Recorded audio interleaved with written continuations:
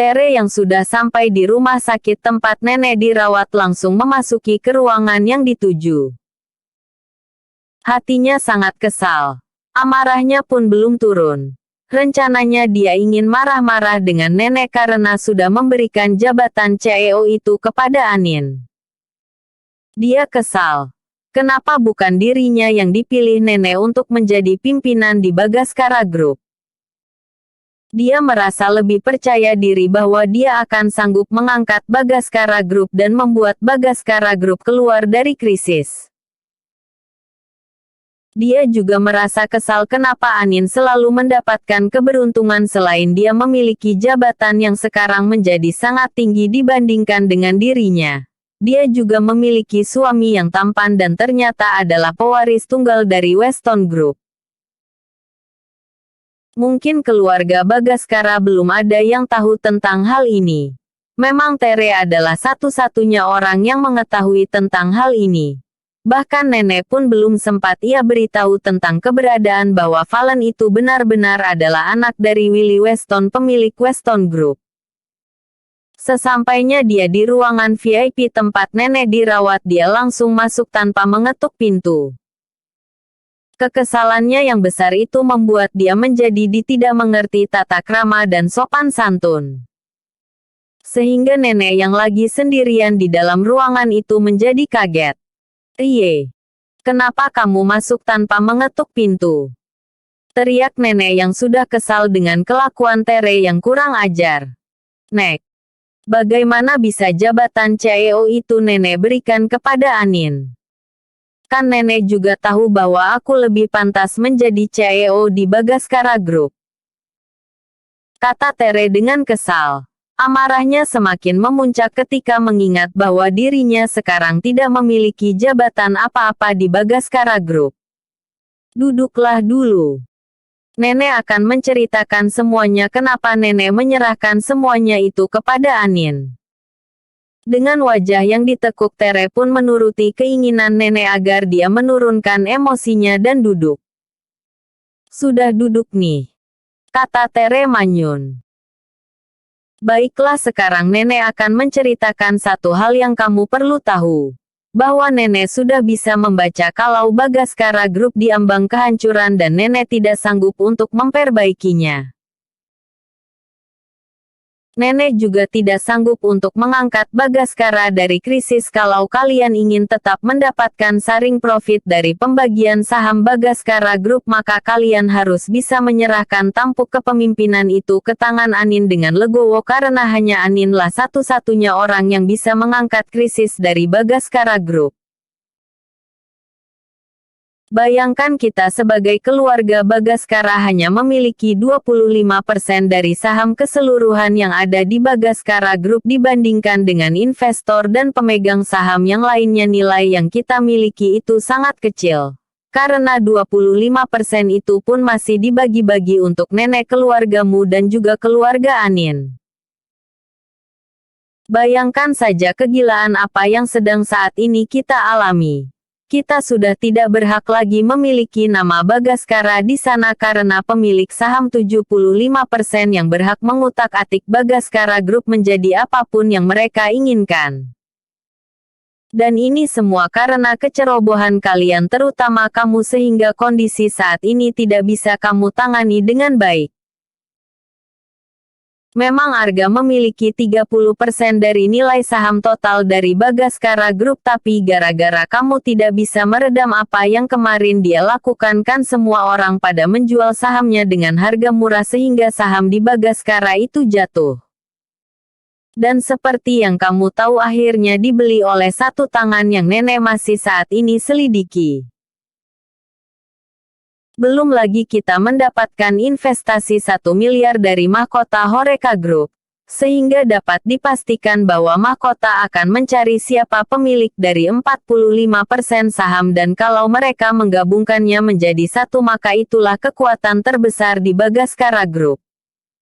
Lanjut nenek dengan nafas yang sedikit tersengal-sengal. Sedangkan Tere yang mendengarkan penjelasan nenek menjadi redup. Awalnya dia berapi-api ingin marah dengan nenek. Ingin menjatuhkan nenek. ingin protes dengan nenek, tapi ketika nenek menjelaskan kondisi dan situasi saat ini, Tere menjadi mundur. Lalu apa strategi nenek? Tanyanya sendu. Dengan bangkrutnya Bagaskara Group, dia pun udah bukan siapa-siapa lagi. Bahkan dia sudah tidak bisa lagi shopping-shopping seperti biasa. Nenek membiarkan Anin yang berjibaku di situ. Anin didukung banget oleh mahkota Horeca Group. Maka nenek yakin dia bisa mengambil simpati dari mahkota Horeca untuk menolong Bagaskara. Paling tidak kita tidak akan mengalami kebangkrutan. Beda kalau itu dijalankan oleh nenek atau oleh kamu. Kamu saja tidak bisa mempertahankan Kusuma Group, apalagi saat ini sekarang. Jangan banyak mimpi ketinggian kalau kamu tidak ingin terjatuh dengan mengenaskan. Kata nenek menasehati Tere. Tere yang tadinya datang ke ruangan rawat inap nenek dengan berapi-api menjadi lesu seketika. Dia membayangkan hal-hal yang negatif yang bakal dia terima, yaitu salah satunya dia tidak bisa lagi berbelanja-belanja dan shopping-shopping mewah. Nenek, apakah nenek sudah tahu bahwa ternyata suami Anin itu adalah pewaris tunggal dari Weston Group? Sebenarnya dari perkataanmu yang kemarin nenek sudah bisa menduga bahwa dia pasti bukan orang yang biasa saja. Tapi kamu mesti harus mencari dengan betul apakah benar dia adalah pewaris tunggal dari Weston Group. Jangan sampai nantinya kamu tertipu mendapatkan kucing garong dalam karung. Kata nenek lagi. Data dari orangku benar-benar tepat. Dan aku punya rencana bagus untuk menjebak Valen. Agar meninggalkan Anin. Kata Tiri sambil menggosok-gosokkan tangannya, tanda dia sangat excited dengan apa yang ingin dia ceritakan kepada nenek. Nenek pun hanya bisa manggut-manggut saja ketika Tere selesai bercerita strateginya menaklukkan Valen dan menjebaknya dalam sebuah pernikahan supaya dirinya bisa menjadi istri sah dari Valen. Coba saja kamu lakukan apa yang sudah kamu rancangkan itu. Mudah-mudahan saja kamu bisa menaklukkan Valen. Dan kalau memang kamu bisa menaklukkan Valen dan dia benar-benar adalah pewaris tunggal dari Weston Group, berarti kamu menang banyak, Rey. Kata nenek tampak antusias. Tentu saja Nek, aku akan bisa menaklukkan Valen, bahkan sebelum itu akan menyingkirkan terlebih dahulu Anindya. Supaya dia tidak akan menghalang-halangi rancanganku untuk bisa mendapatkan suaminya yang tampan dan kaya raya itu. Kata Tere dengan senyuman jahat di wajahnya. Emang kapan kamu akan melakukan rencanamu untuk menyingkirkan Anin? Tanya nenek dengan nada lirih. Dia takut kalau ada orang yang menguping di depan pintu VIP miliknya. Secepatnya. Nek. Secepatnya. Kata Tere tersenyum sinis. Hati-hati. Kamu harus benar-benar bisa memilih orang-orang yang tepat untuk mengeksekusi rencanamu itu.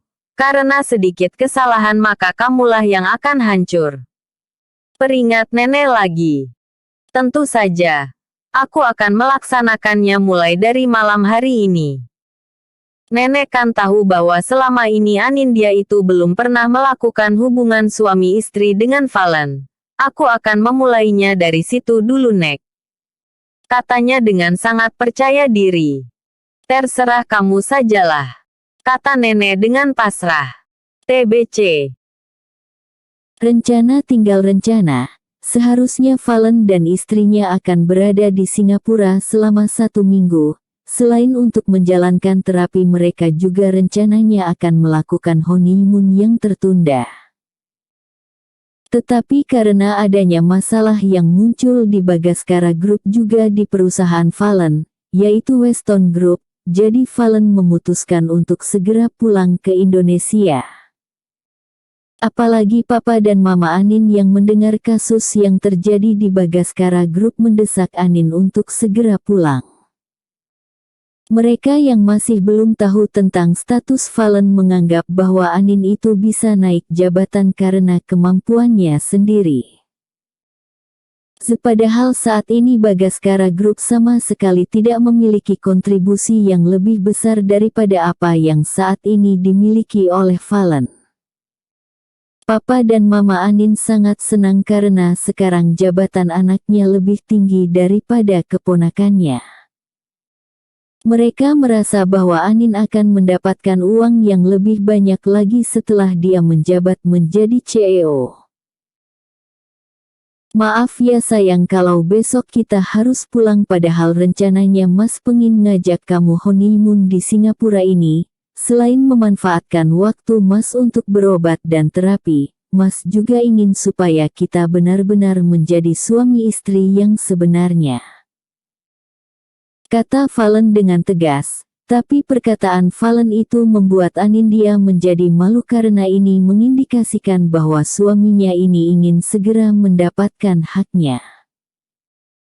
Tentu saja ini bukan hal yang salah karena memang sah-sah saja kalau suaminya ini ingin Anin melayani dirinya sebagai istri yang seutuhnya.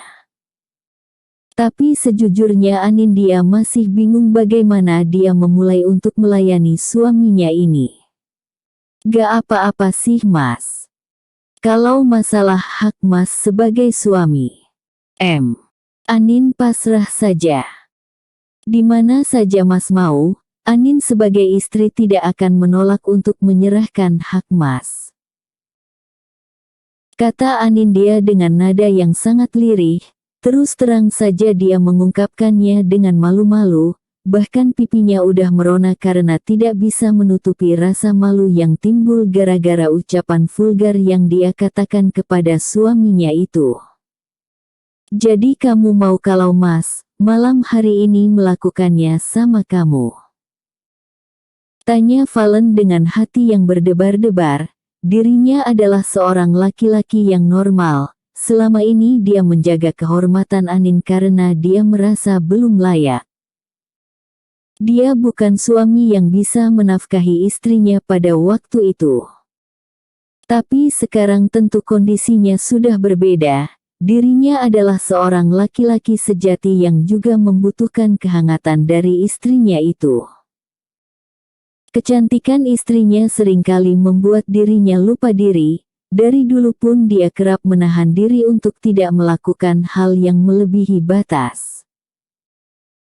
Tentunya Valen tidak akan melewatkan acara yang sudah dia nanti-nantikan sejak dahulu. Dengan izin dari istrinya yang masih tampak malu-malu dia memulai apa yang belum pernah dirinya coba sejak dulu. Anggukan dari istrinya yang malu-malu itu membuat Valen menjadi bersemangat. Ini berarti Valen sudah mengantongi izin untuk melakukan yang lebih jauh kepada istrinya. Mas mulai ya sayang. Kata Valen meminta izin sebelum melakukan yang lebih jauh, karena saat dia sudah on, otomatis dia sudah tidak bisa lagi berbalik. Valen memulainya dengan sangat lembut karena dirinya tahu ini juga kali yang pertama bagi istrinya. Ciuman lembut di bibir istrinya yang manis mulai menjadi semakin menuntut. Tangan Valen yang tadinya hanya memeluk sekarang sudah mulai membelai daerah terlarang dari istrinya. Anindya yang tadinya terlihat pasrah mulai mengalungkan kedua lengannya di leher suaminya, pertanda bahwa dia menyerahkan seluruh permainan itu ke tangan suaminya. Mungkin benar keduanya masih belum memiliki pengalaman di dalam hal seperti ini. Baik Valen maupun istrinya belum pernah melakukan hubungan intim terhadap lawan jenis. Jadi bisa dibayangkan betapa kakunya Anin dalam menanggapi keintiman yang dilakukan oleh suaminya. Mungkin kalau laki-laki dia akan lebih gampang mengalir begitu saja mengikuti hasrat yang ada di dalam pikirannya. Anin berusaha untuk melayani apa yang suaminya inginkan. Walau dengan malu-malu dan tindakan-tindakan yang kaku. Valen sadar ini yang pertama buat istrinya jadi dia harus bertindak sangat hati-hati untuk bisa merobohkan benteng pertahanan yang dimiliki oleh istrinya.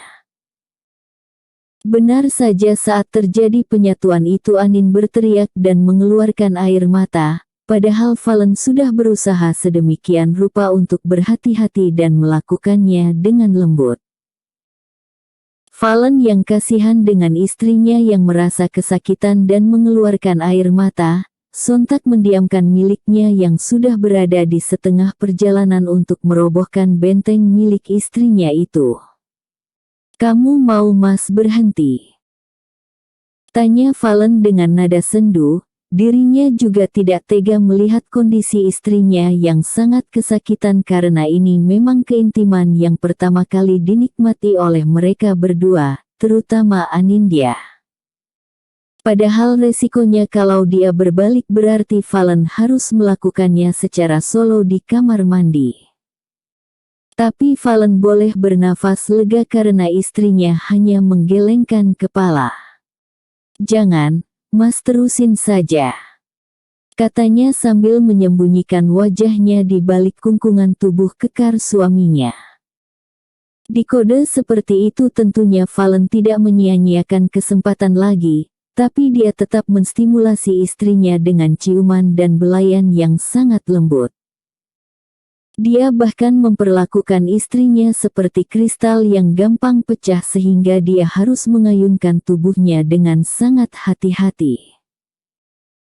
Ayunan yang dilakukan oleh Valen benar-benar perlahan yang membuat istrinya yang tadinya kesakitan merasa ada sebuah kenikmatan yang lain saat Valen melakukannya.